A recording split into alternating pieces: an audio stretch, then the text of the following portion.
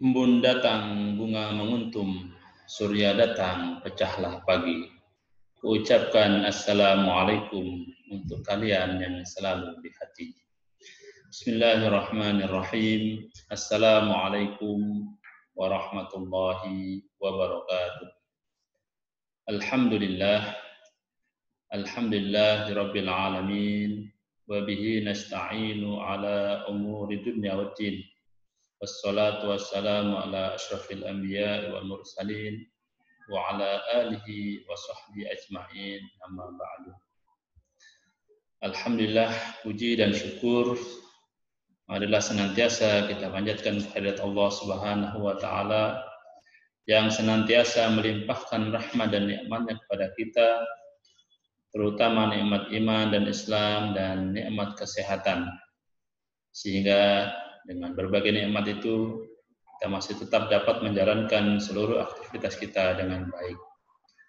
Salawat beserta salam tak lupa marilah senantiasa kita sanjungkan kepada junjungan agung kita Nabi besar Muhammad sallallahu alaihi wasallam sebagai suri tauladan bagi kita dalam menjalani kehidupan di permukaan bumi ini. Mudah-mudahan dengan senantiasa kita bersalawat kepadanya, kita akan mendapatkan syafaatnya di hari kiamat nanti. Amin. Allahumma amin.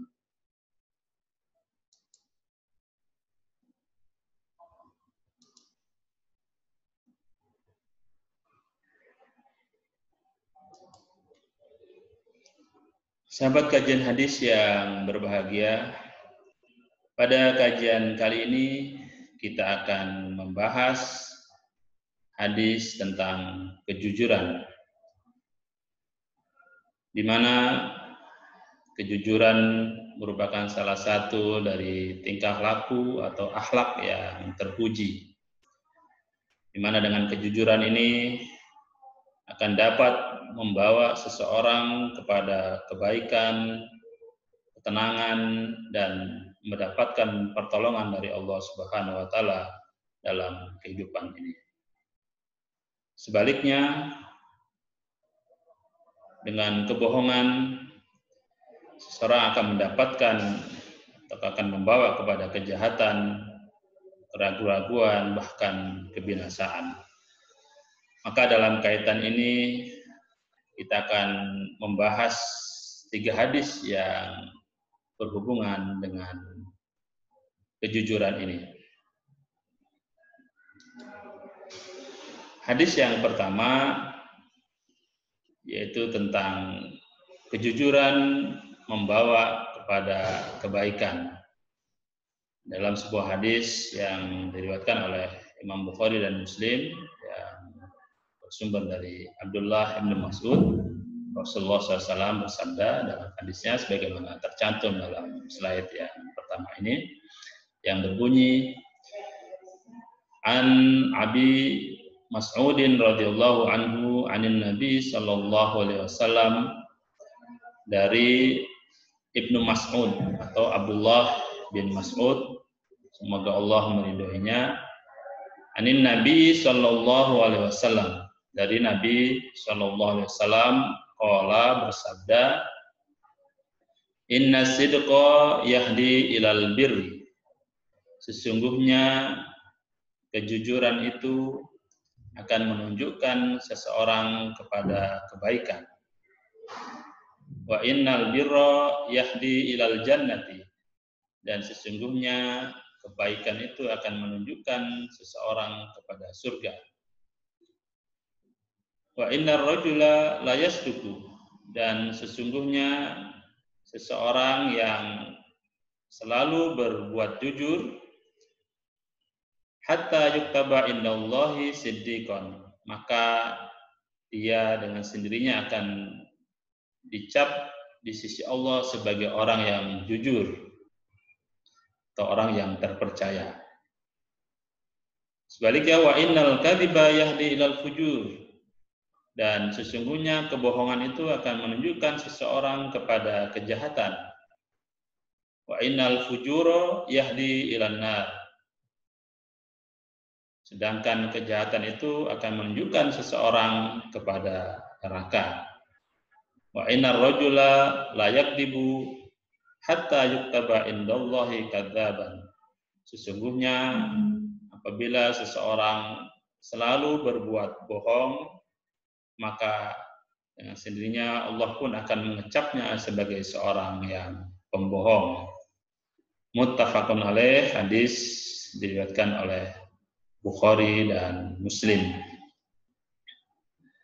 Sahabat kajian hadis yang berbahagia, berdasarkan hadis ini ada beberapa hal yang bisa kita pahami. Yang pertama, pernyataan Rasulullah SAW, inna sidqa yahdi ilal birri, bahwa sesungguhnya kejujuran, as-sidqa, kejujuran secara etimologi atau secara bahasa berasal dari kata jujur, dan dalam kamus memiliki banyak arti, antara lain lurus hati, tidak berbohong, tidak curang, tulus, dan ikhlas. Ini dalam kamus bahasa Indonesia. Sementara dalam bahasa Arab disebut dengan as-sidik, yang juga bermakna jujur, yang merupakan antonim atau lawan kata dari al-kazib atau bohong. Secara istilah, jujur atau as-sidik berarti adanya kesesuaian antara berita dan kenyataan yang terjadi. Sedangkan bohong atau al-kazab berarti sebaliknya, yaitu tidak adanya kesesuaian antara berita dan kenyataan yang terjadi. Di dalam hadis ini dinyatakan bahwa as-sidik atau as-sidqa, kejujuran itu akan bisa membawa atau membimbing, menunjukkan orang yang berbuat jujur tadi kepada albir, kebaikan. Albir dalam bahasa Arab atau dalam bahasa Al-Quran ini merupakan ismun jami'un lil khair, nama yang diperuntukkan untuk semua bentuk kegiatan yang berupa kebaikan atau kebajikan, ya, seperti yang tercantum di dalam surat Al-Baqarah ayat 177 yang berbunyi a'udzubillahi minasyaitonir rajim. Bismillahirrahmanirrahim. Laisal birra an tuwallu wujuhakum qibalal masyriqi wal maghrib. Tidaklah termasuk kebaikan atau albirra adalah kalian menghadapkan muka kalian ke masyrik, arah timur, dan arah barat. Tapi yang dimaksud dengan kebaikan, walakin albirra man amana billahi wal yaumil akhir wal malaikah wal kitabi wan nabiyyin. Yang termasuk kebaikan atau albir adalah beriman kepada Allah, hari akhir, pada para malaikat, kitab-kitab, dan para nabi. Wa atal mala ala hubbihi dabil qurba wal yatama wal masakin, dan memberikan atau membelanjakan harta kepada orang-orang yang disayanginya, baik dari kaum kerabatnya sendiri, kepada al-yatama, anak-anak yatim, wal masakin, orang-orang miskin, wabnas sabil, kepada orang yang dalam perjalanan, ibnu sabil, wasailin wa firriqab, dan kepada orang yang meminta-minta maupun kepada hamba sahaya. Termasuk dalam albir juga adalah wa aqama shalah wa ataz zakah, mendirikan salat, membayar zakat, wal mufuna bi ahdihim idza ahadu, dan orang-orang yang menepati janji mereka apabila berjanji. Wasabirina fil ba'sa'i wad-dharra wa hinal ba's, dan orang-orang yang sabar ketika mendapatkan ujian, cobaan, dan kesusahan. Ulaikal ladzina sadaqu, itulah orang-orang yang jujur, orang-orang yang benar, orang-orang yang sidik. Wa ulaika humul muttaqun, dan itulah orang-orang yang bertakwa. Jadi di sini bahwa kejujuran yang dilakukan seseorang akan bisa membawa seseorang kepada kebaikan. Sebagaimana disebutkan di dalam berbagai ayat itu tentang jenis-jenis kebaikan. Artinya bahwa kejujuran yang dimiliki seorang akan mendorong dia untuk berbuat baik. Selanjutnya wa innal birra yahdi ilal jannah, dan sesungguhnya kebaikan itu akan membimbing orang tersebut ke dalam surga. Artinya semakin banyak seseorang melakukan berbagai amal kebajikan, maka dengan sendirinya semakin mendekatkan dia kepada surga.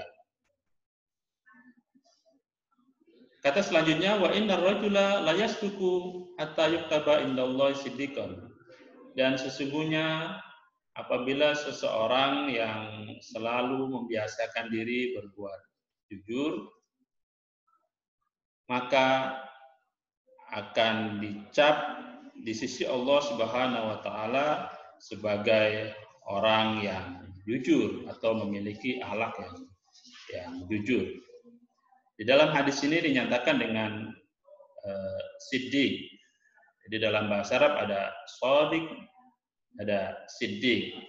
Kalau shadiq berarti isim fa'il, sementara siddiq isim fa'il tapi dengan wazan mubalaghah, artinya benar-benar jujur. Oleh karena itu para ulama membagi makna jujur ini dalam beberapa makna. Setidaknya ada 6 makna yang terkait dengan kejujuran ini. Yang pertama adalah as-sidqu fil qaul, yaitu jujur dalam perkataan. Artinya jujur dalam perkataan adalah kesamaan antara apa yang dikatakan dengan isi hati orang yang mengatakan sesuatu itu. Di dalam Islam, ucapan merupakan alat yang dapat menjaga manusia dari kebinasaan. Karena dari perkataan itulah yang bisa menimbulkan seorang kepada permusuhan dan sebagainya. Dan perkataan inilah yang paling banyak menunjukkan akan bentuk dari kejujuran itu sendiri. Dari macam-macam kejujuran yang akan kita jelaskan nanti. Jujur dalam perkataan bisa nampak dari kesamaan antara apa yang diucapkan dengan apa yang ada di dalam hatinya. Apabila seorang mengatakan beriman, tetapi hatinya mengingkari, maka dia tidak termasuk orang yang mukmin. Maka di dalam Al-Quran menyatakan, wa minan nasi may yaqulu amanna billahi wa bil yaumil akhir wa ma hum bimumin. Ada di antara sekelompok orang yang mengatakan kami telah beriman kepada Allah dan hari akhir, padahal mereka bukanlah orang-orang yang beriman. Maka di dalam Al-Quran orang-orang yang seperti ini mengaku dirinya beriman, mengucapkan 2 kalimat syahadat, tapi hatinya masih tetap ingkar, dia termasuk golongan orang-orang yang munafik. Oleh karena itu, jujur yang pertama adalah as-sidqu fil qaul, jujur dalam ucapan. Seorang yang jujur hendaklah apa yang diucapkan dengan apa yang ada dalam isi hatinya harus sama. Jangan lain di mulut, lain di hati. Jenis yang kedua atau macam yang kedua adalah as-sidqu fin niyah wal iradah, yaitu jujur dalam berniat dan berkeinginan. Dan ini terkait dengan aktivitas yang dilakukan oleh setiap manusia, di mana di dalam Islam, sebagaimana kita bahas pada pertemuan yang lalu, bahwa setiap amal perbuatan itu tergantung dengan niatnya, dengan motivasi untuk apa dia melakukan perbuatan itu. Dalam hal ibadah, maka niat, kejujuran niat seseorang akan menentukan kualitas dari ibadah itu sendiri. Apabila seorang berniat dalam beribadah lillahi ta'ala karena Allah Subhanahu wa ta'ala, tapi dalam faktanya ada karena yang lain, maka dia termasuk orang yang tidak jujur, atau dalam hal ini dia tidak ikhlas niatnya, tapi termasuk orang-orang yang riya, dan itu akan menjadi sia-sia akan apa yang dilakukannya. Di dalam Al-Quran, orang yang sholat tapi dengan melakukan perbuatan riya, maka dia termasuk orang-orang yang celaka. Wailul lil musallin alladzina hum an sholatihim sahun walladzina hum yura'un.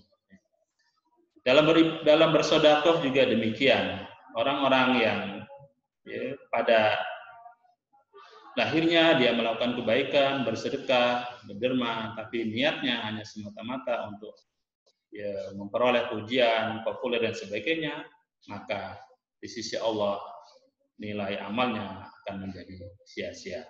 Oleh karena itu, kejujuran dalam niat, ikhlas dalam melakukan sesuatu, ini merupakan faktor penting dalam kita melakukan sesuatu, karena aktivitas manusia itu akan sangat ditentukan oleh niat yang ada di dalam hatinya. Kemudian yang ketiga, asidku fil azmi, jujur dalam bertekad, jujur dalam bercita-cita. Artinya seseorang dalam melakukan sesuatu, dalam aktivitasnya kadang memiliki cita-cita terkait dengan masa depannya. Misalnya, seandainya saya mendapatkan rezeki, maka saya akan bersedekah dengan harta yang saya miliki itu. Atau kalau saya lulus dalam suatu ujian, saya akan begini. Atau seorang yang mencalonkan diri untuk menjadi seorang pejabat, apakah bupati, wali kota, gubernur, bahkan presiden, atau anggota dewan, ketika mereka berkampanye, mereka menyampaikan janji-janji. Mereka menyampaikan program-program yang ingin diwujudkan apabila mereka terpilih sebagai pejabat tersebut. Nah, itu merupakan azam atau tekad yang ingin mereka lakukan. Nah, apakah apa yang mereka sampaikan terkait janji-janji itu memang merupakan murni dari dalam hatinya, atau hanya sekedar untuk pemanis mulut saja, untuk menarik orang agar memilih dia? Nah, itu akan dibuktikan nanti setelah mereka benar-benar terpilih. Oleh karena itu, bagi orang yang berjanji, memiliki azam dan sebagainya, hendaklah didorong oleh motivasi yang bersih, jujur, sesuai dengan hati nurani, bukan karena harapan sesuatu yang bersifat duniawi. Dan ini akan dibuktikan dengan sifat jujur yang ketiga, atau jenis jujur yang ketiga adalah as-sidqu fil wafa'i bil azmi, yaitu jujur dalam memenuhi janji-janji yang telah dia ucapkan. Seorang anggota dewan, seorang pejabat yang telah menyampaikan janji-janji, tekad, program kerja dan sebagainya, ini akan dituntut ketika dia telah terpilih sebagai pejabat yang bersangkutan. Apakah dia ingat akan janji-janjinya? Seandainya janji yang dia sampaikan dulu memang murni dari dorongan hati nuraninya, murni berdasarkan kejujuran yang dimilikinya, bukan karena sekedar lip service, ingin menarik perhatian orang, maka insya Allah ketika dia telah terpilih, dia akan teguh memegang janjinya dan berupaya untuk memenuhi apa yang telah dia tekadkan. Nah, ini termasuk kategori jujur yang keempat. Yang kelima adalah as-sidqu fil amal, jujur di dalam perbuatan. Jujur di dalam perbuatan ini adalah istiwa'u bainas sarirah wal alaniyah, yaitu keseimbangan antara yang ada di dalam sarirah, yang ada di dalam hatinya, yang ada di dalam batinnya, dengan apa yang nampak, yang alaniyah. Jadi apa yang dilakukan hendaknya merupakan cerminan dari isi hatinya. Jangan lain yang di dalam hati, lain pula yang dikerjakannya. Jujur di dalam perbuatan banyak dilakukan, misalnya terkait dengan masalah muamalah, pergaulan dalam kehidupan sehari-hari. dalam jual beli misalnya, seorang pedagang yang jujur, dia akan melakukan jual beli dengan jujur, tidak melakukan kecurangan-kecurangan, mengurangi timbangan, atau bahkan mungkin mencampur barang yang kualitas yang baik dengan yang jelek, dan lain-lain sebagainya. Seorang pekerja, seorang pegawai yang bekerja di kantor, di perusahaan, dan sebagainya, dia akan menjalankan aktivitas pekerjaannya itu dengan jujur, tidak melakukan berbagai kecurangan dan penyelewengan. Maka apabila apa yang dilakukan dengan merupakan cerminan dari isi hatinya, apa yang ada di dalam hatinya, maka itulah termasuk orang yang as-sidqu fil amal, jujur di dalam perbuatan. Dalam kenyataannya, memang ada sebagian orang yang antara as-sarirah dengan alaniyah ada ketidaksinkronan. Ada orang yang batinnya baik, sarirahnya baik, tapi alaniyahnya mungkin belum sesuai dengan apa yang isi hatinya. Ini masih tergolong dengan orang yang jujur, bahkan lebih baik. Artinya sarirahnya lebih tinggi dari alaniyahnya. Misalnya seseorang yang dia bersedekah mengisi celengan di masjid misalnya hanya 1.000 atau 2.000 rupiah, tapi di dalam hatinya sebenarnya dia ingin lebih dari itu, ingin bersedekah 10.000, bahkan 50.000, bahkan kalau ada uang ingin sedekah 500.000 dan sebagainya. Tapi apa daya bahwa dia hanya mampu untuk bersedekah 2.000 rupiah. Nah, orang yang seperti ini tergolong sarirahnya lebih tinggi dari alaniyahnya. Tapi sebaliknya, ada juga orang yang alaniyahnya lebih tinggi dari sarirahnya. Misalnya orang yang bersedekah, dia sedekah dengan harta yang begitu banyak, tapi pada dasarnya dia sangat sayang untuk bersedekah yang banyak itu. Misalnya memberikan seorang pejabat yang memberikan bantuan kepada orang lain dan sebagainya, yang itu karena dorongan, karena ada liputan dan sebagainya. Sebenarnya dia ingin memberi yang lebih sedikit, tapi karena dilihat orang, diliput dan sebagainya, maka dia memberi dengan jumlah yang banyak. Padahal di hati kecilnya dia ingin memberikan ala kadarnya. Nah, orang seperti ini tentu apa yang nampak di alannya lebih besar dari yang sarirah. Maka ini masih lebih baik orang yang alaniyah, sarirahnya lebih tinggi dari alaniyahnya. Nah, kejujuran dalam perbuatan sekurang-kurangnya sama. Sama antara yang di luar dengan yang di dalam. Kita sedekah 20.000, memang niat kita sedekah 2.000. Setelah sedekah 50.000, memang kita ikhlas memberikan dalam hati kita untuk memberikan bantuan 50.000. Tidak berbeda antara yang diberi dengan yang diniatkan atau sebaliknya. Ini adalah tingkatan atau macam jujur yang kelima. Dan yang terakhir adalah as-sidqu fil maqamat, jujur di dalam maqamat atau tingkatan-tingkatan dalam beragama. Terutama hal ini dilakukan oleh orang-orang yang menggeluti atau menempuh kehidupan sufistik atau kehidupan tasawuf, di mana untuk sampai kepada makom yang tinggi, mendekatkan diri kepada Allah Subhanahu wa taala, dia harus melalui makom dan hal atau makom dan hal dengan melakukan berbagai riadoh, latihan-latihan untuk membuang akhlak-akhlak yang terpuji, tercela, kemudian mengisi dengan akhlak-akhlak yang baik, ya, melakukan takholi, menyingkirkan berbagai perangai, tingkah laku yang jelek, kemudian diisi dengan tahali, akhlak yang baik. Selanjutnya dia membiasakan diri dengan melakukan al-khauf war-raja, sikap rasa takut pada Allah Subhanahu wa taala dan penuh harap akan rahmatnya, melakukan zuhud, menghindari lebih-lebihan dalam kehidupan dunia, berhati-hati terhadap hal-hal yang haram dan sebagainya, kemudian ridho, syukur, rasa cinta, tawakal dan sebagainya.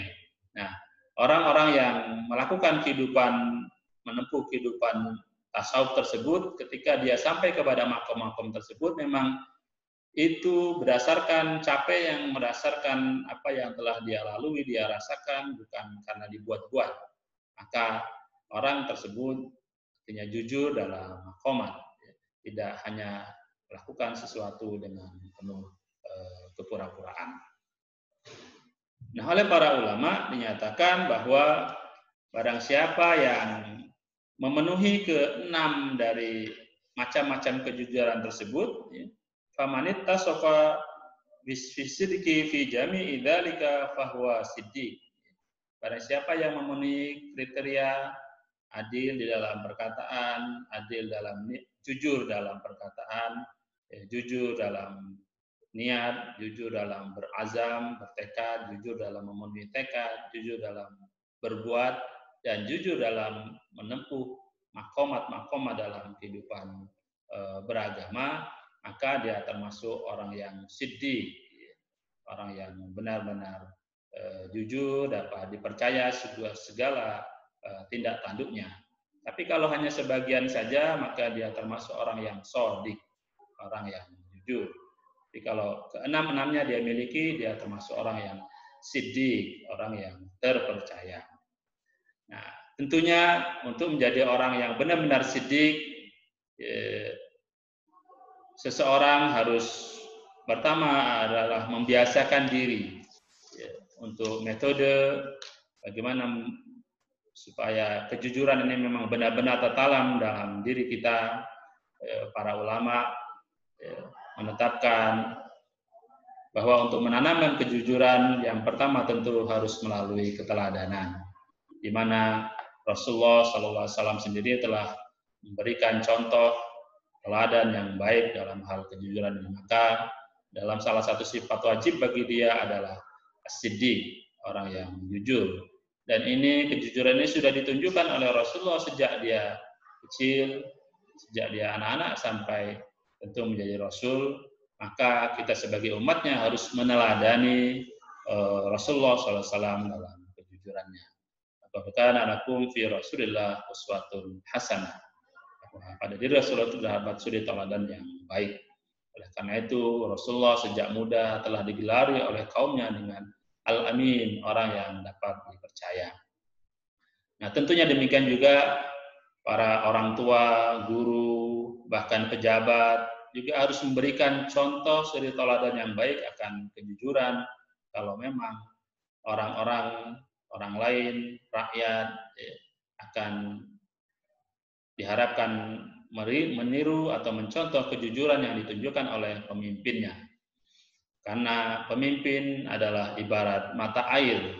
Kalau dari hulunya mata air tersebut sudah jernih, bersih, maka air yang mengalir ke hilir dia akan memberikan, mewarnai, menjernihkan sungai-sungai yang ada di bawahnya.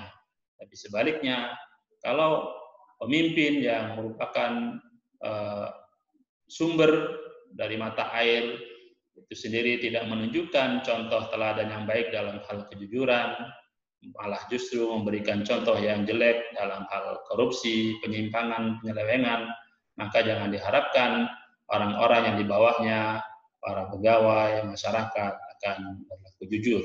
Karena keteladanan merupakan salah satu aspek yang sangat penting untuk menumbuhkan karakter yang baik bagi orang lain.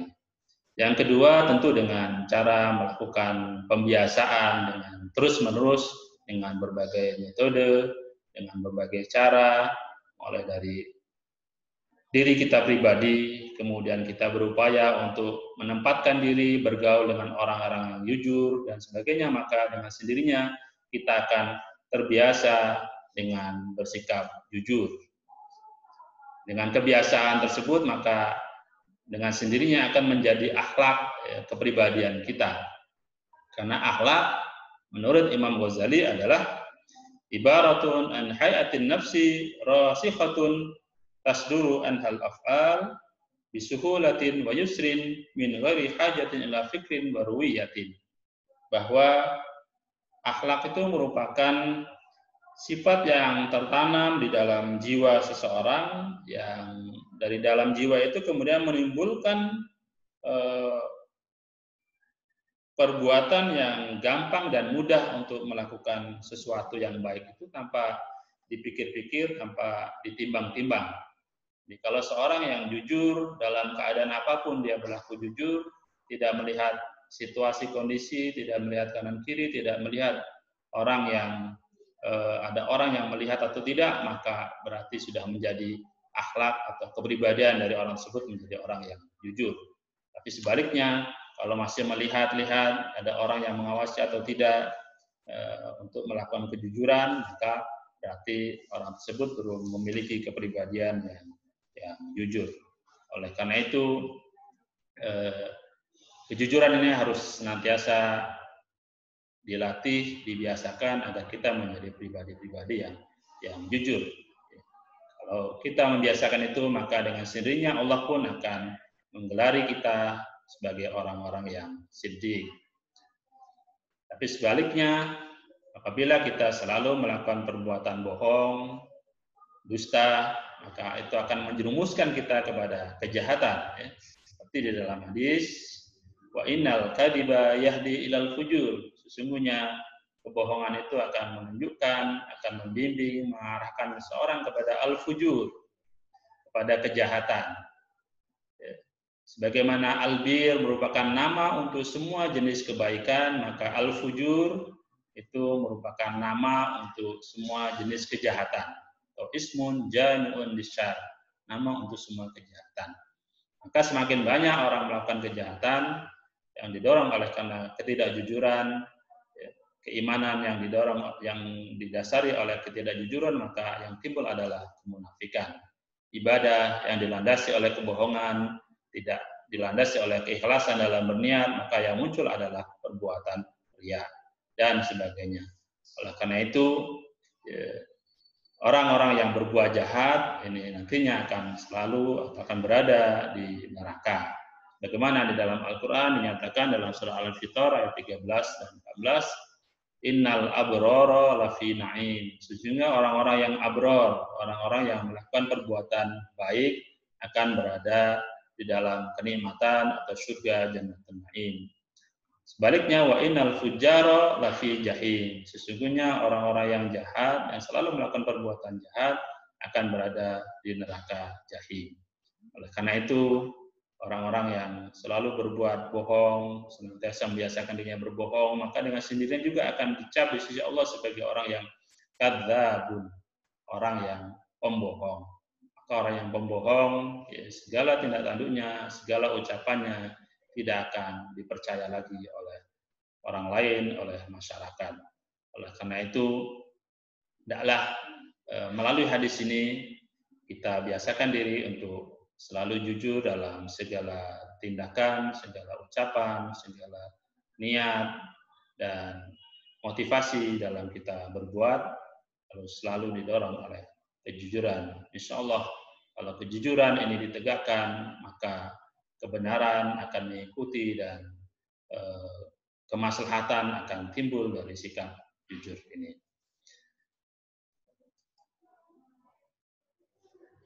Yang selanjutnya terkait dengan hadis yang kedua,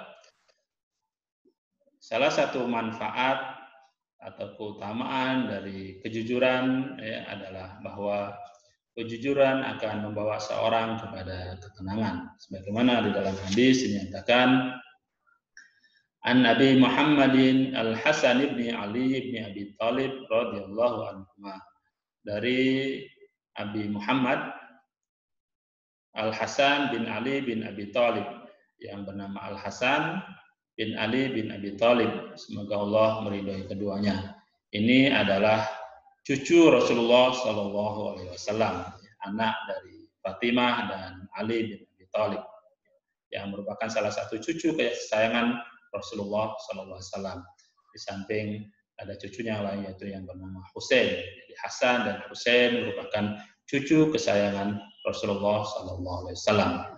Nah, salah satu hadis yang dihafal oleh Al Hasan ini adalah hadis ini, mana dia mengatakan, qala hafidtu min Rasulillah sallallahu alaihi wasallam. Saya hafal sebuah hadis dari Rasulullah sallallahu alaihi wasallam, dari kakeknya Rasulullah sallallahu alaihi wasallam yang berbunyi, da ma yaribuka ila ma la yaribuka. Tinggalkan apa yang meragukanmu kepada apa yang tidak meragukanmu. Da ma yaribuka ila ma la yaribuka. Tinggalkan apa yang meragukanmu kepada apa yang tidak meragukanmu. Fa inna sidqa tuma'nina. Karena kejujuran akan membawa seseorang kepada ketenangan. Wal kadhiba ribatun. Sebaliknya, kebohongan akan membawa atau menimbulkan seorang kepada keraguan-raguan, kepada kebimbangan. Rawahu Tirmizi. Hadis ini diriwayatkan oleh Imam At-Tirmizi. Berdasarkan hadis ini bisa kita pahami bahwa sikap jujur yang dilakukan oleh seseorang itu akan membawa kepada ketenangan. Karena orang yang jujur tentu dia tidak akan merasa khawatir, tidak akan merasa tidak berpura-pura dan sebagainya, sehingga tidak akan merasa khawatir akan perbuatan itu dianggap salah dan sebagainya, karena dia telah berlaku jujur. Hingga dia melakukan sesuatu akan dilakukan dengan mantap, tenang, ya, tidak menimbulkan was-was dan keraguan-raguan. Ya. Kita contohkan saja misalnya seorang yang sedang melaksanakan atau mengikuti suatu ujian. Seorang siswa yang sedang ujian, apabila dia melaksanakan ujian itu dengan tenang, dengan jujur, tidak menyontek, dia sudah mempersiapkan diri dengan sebaik-baiknya, tidak menyiapkan contekan, buku, ataupun yang lainnya untuk dia bisa melihat-lihat, maka dia akan bisa menjalani ujian itu dengan tenang, tidak gerasa gerusu dan tidak takut dilihat, diawasi oleh orang lain. Tapi sebaliknya, kalau dia sudah ada niatan untuk berbuat curang, sudah menyiapkan kopelan untuk melihat jawaban apabila dia tidak mampu menjawabnya, maka pasti dia melakukan itu dengan penuh keraguan-raguan, kebimbangan, takut ketahuan, dan sebagainya. Itulah di mana hadis ini menyatakan bahwa kejujuran akan membawa kepada ketenangan, sebaliknya kebohongan akan membawa kepada keraguan-raguan. Atau contoh lainnya misalnya kita melakukan perjalanan membawa kendaraan bermotor, antara orang yang membawa kendaraan bermotor dengan lengkap, dilengkapi surat-surat, ada STNK, ada SIM, kendaraannya juga lengkap, pakai helm dan sebagainya, tentu ketika dia berkendara di jalan raya, dia akan mengendarai kendaraan itu dengan penuh ketenangan, tidak was-was, tidak ragu-ragu, dan sebagainya. Walaupun ada razia, dia akan tetap berjalan dengan penuh ketenangan, tidak merasa bimbang atau was-was. Tapi coba kita bayangkan kalau dia dalam berkendara, dia tidak membawa STNK kendaraannya, atau SIM-nya sudah kadaluarsa, atau ada kelengkapan yang tidak dia penuhi, tidak membawa helm dan sebagainya, maka ketika dia berkendara pasti akan selalu was-was. Kalau ada polisi, apalagi ketika ada razia, pasti sudah merasakan keraguan-raguan untuk menempuh perjalanan itu. Oleh karena itu, apabila hidup kita ingin tenang, maka hendaklah kita mengikuti anjuran, nasihat yang diingat oleh cucu Rasulullah SAW tersebut agar selalu jujur dalam segala perbuatan. Maka dengan kejujuran itu akan membawa ketenangan kepada kita dalam mengarungi segala macam kehidupan di dunia ini.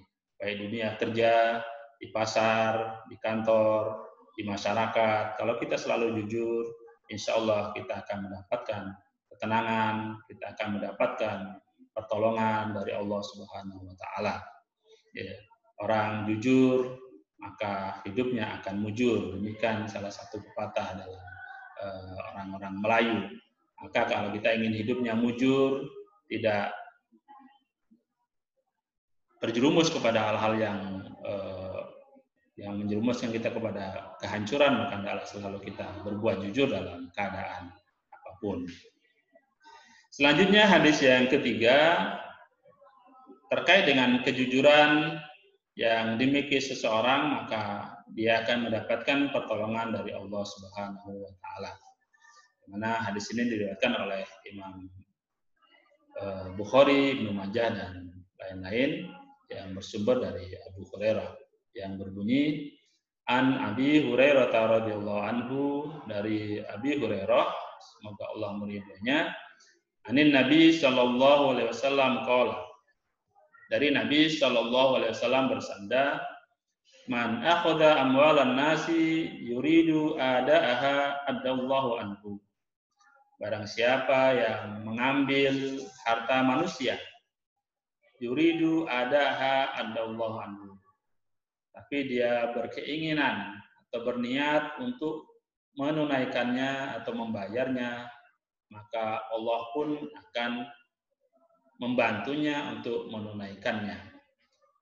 Di hadis ini terkait dengan masalah hutang piutang. Apabila seseorang memiliki hutang atau berhutang kepada orang lain karena terdesak suatu kebutuhan yang dia tidak bisa atas sendiri, kemudian dia meminta pertolongan kepada orang lain, meminjam uang atau meminjam harta dan sebagainya, dan ketika dia meminjam, memang dia jujur dalam hatinya akan membayar apa yang dia pinjam itu, maka Allah akan memberikan kemudahan baginya untuk bisa melunasi hutang-hutangnya tersebut. Tapi sebaliknya, waman akhadaha yuridu itlafaha atlafahullah, barang siapa yang mengambilnya tapi ingin menghancurkannya, artinya tidak berniat untuk membayarnya, maka Allah pun akan menghancurkannya. Oleh karena itu, dengan hutang yang dia simpangkan, tidak akan bisa membuatnya kaya, malah justru kehidupannya akan semakin sengsara. Oleh karena itu, dalam kehidupan bermuamalah kepada manusia, kejujuran memang harus dipegang teguh. Jangan sampai kita berhutang, kemudian kita tidak berniat membayarnya, atau bahkan berniat untuk menghancurkannya, menghilangkannya, maka Allah akan memberikan balasan yang setimpal kepada apa yang kita lakukan. Kalau kita niat baik, insya Allah Allah akan memberikan jalan keluar. Wa may yattaqillaha yaj'al lahu min amrihi yusra. Barang siapa yang bertakwa kepada Allah, maka Allah akan memberikan jalan keluar yang mudah bagi kita. Wa may yattaqillaha yaj'al lahu min amrihi yusra, akan mudah dipermudah oleh Allah Subhanahu wa taala atas perkara yang menimpa pada diri kita. Tapi sebaliknya, kalau kita tidak bertakwa kepada Allah, malah justru kita menjauh, melakukan kecurangan, berniat untuk tidak membayarnya, maka Allah pun tidak akan membantu kita untuk membayarnya, memberikan jalan keluar. Dan terkait dengan masalah hutang ini merupakan satu hal yang sangat diwanti-wanti oleh Rasulullah untuk kita hindari. Kalaupun kita terpaksa berhutang, maka segera dilunasi di dunia, jangan sampai itu menjadi beban kita di akhirat.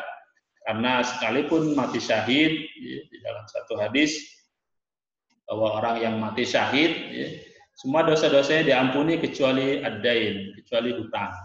Oleh karena itu, orang yang memiliki hutang, Rasulullah tidak mau mensolatkannya kecuali ada ahli warisnya atau orang lain yang mau membayarkan hutangnya. Karena orang yang berhutang ini akan terkatung-katung hidupnya di akhirat nanti, dan apalagi kalau memang berniat ketika dia berhutang tidak membayar, maka ketika dibangkitkan oleh Allah Subhanahu wa taala di akhirat nanti, dia akan termasuk kepada golongan orang-orang pencuri, orang-orang yang mengambil hak orang lain. Oleh karena itu, kejujuran ini menjadi pangkal dari segala aktivitas yang kita lakukan. Mudah-mudahan dengan selalu kita berbuat jujur, kita akan mendapatkan kebaikan, ketenangan, dan pertolongan. Memang dalam berbagai aspek kehidupan ada beberapa hal yang Allah mengizinkan kita untuk berbuat tidak jujur sepanjang itu memang diizinkan sesuai dengan syariat. Antara lain ketika kita ingin mendamaikan kedua orang yang berselisih, maka itu tidak termasuk kepada perbuatan yang dusta. Karena tidak termasuk orang yang berdusta, alladzi yasluhu bainal isnain, orang yang berniat untuk mendamaikan dua orang yang berselisih. Dia kemudian mengarang cerita bahwa si A ingin berdamai dan sebagainya, sehingga terjadilah perdamaian. Maka walaupun pada awalnya itu dilandasi oleh rekayasa kebohongan, tapi tujuannya adalah untuk mendamaikan, maka itu masih dibenarkan dalam Islam. Yang kedua di dalam peperangan, karena al-harbu khad'atun, peperangan itu adalah tipu daya. Intinya kita boleh menyembunyikan atau bersiasat dalam peperangan untuk melindungi keselamatan kita sendiri. Yang ketiga tentunya ketika kita dihadapkan kepada keharusan untuk melindungi orang yang teraniaya dari orang yang jahat dan sebagainya, maka dibolehkan kita untuk melakukan perbuatan tidak jujur atau berbohong. Tapi untuk hal-hal yang lain yang dalam bermuamalah berbuat baik, tidak ada kaitannya untuk melindungi orang yang teraniaya dan sebagainya, maka kita dianjurkan untuk selalu berbuat jujur dalam perkataan, jujur dalam niat, jujur dalam bertekad, dalam memenuhi janji, dalam perbuatan dan dalam qomat. Mudah-mudahan dengan kejujuran yang kita lakukan, kita akan mendapatkan ketenangan dan pertolongan dari Allah Subhanahu wa taala dalam segala aspek kehidupan ini. Amin, Allahumma amin. Sebagai penutup dari pertemuan atau presentasi kita pada hari ini, saya bacakan sebuah pantun yang merupakan jati diri orang Melayu terkait dengan kejujuran. Pantun yang diubah oleh seorang tokoh Melayu, Anas Effendi, dalam bukunya tentang Tunjuk Ajar Melayu yang berbunyi, apa tanda Melayu jati, jujurnya tidak terbelah bagi. Apa tanda Melayu jati, hidupnya jujur sampai mati. Apa tanda Melayu jati, lidahnya jujur, hatinya suci. Apa tanda Melayu jati, jujur di mulut, jujur di hati. Inilah kepribadian orang Melayu atau orang Melayu yang berkarakter Islami. Artinya dia selalu menjunjung tinggi kejujuran, jujur di hati, jujur di mulut, jujur di hati, dan jujur dalam berbagai perbuatan tindak tanduk yang dia lakukan. Demikian sebagai kata akhir, berbaris sholat namanya shaf, maghrib tiba matahari terbenam. Bila ada salah, kuharapkan maaf. Akhir kata, kuucapkan salam. Subhanakallahumma wa bihamdika asyhadu an la ilaha illa anta astaghfiruka wa atubu ilaika. Lebih dan kurangnya mohon maaf. Billahi taufiq wal hidayah. Wassalamualaikum warahmatullahi wabarakatuh.